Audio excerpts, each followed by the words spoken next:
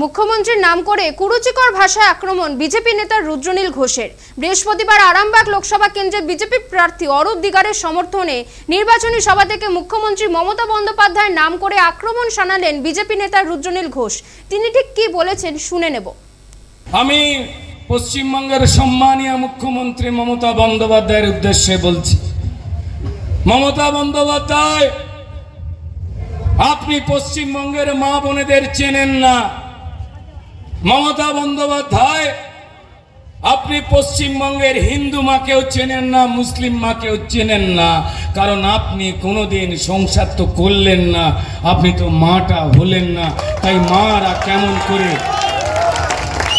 কেমন করে সংসার চালাবে, তাদের কাছে হাতার খুন্তির গুরুত্ব কি মমতা বন্দ্যোপাধ্যায় আপনি কি করে জানবেন?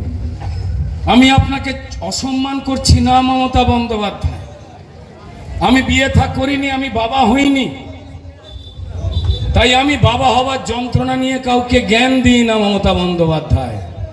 আপনি নিজে মা হননি, তাই মায়েদেরকে নিয়ে মিথ্যে কথা পশ্চিমবঙ্গে বললে পশ্চিমবঙ্গের হিন্দু মা হোক আর মুসলমান হো মা হোক, কড়াই গন্ডায় হিসেব দিয়ে দেবে। আপনি বলেছেন যে বিজেপি ভোট চাইতে এলে মায়েরা বোনেরা হাতা খুন্তি নিয়ে রেডি হয়ে থাকবে। মমতা বন্দ্যোপাধ্যায়, আপনার কি মনে হয় পশ্চিমবঙ্গের মানুষ গরু?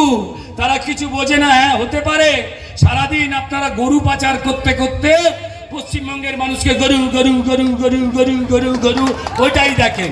হতে পারে গরু চোর তো আপনারা, কিন্তু পশ্চিমবঙ্গের মানুষ গরু নয়।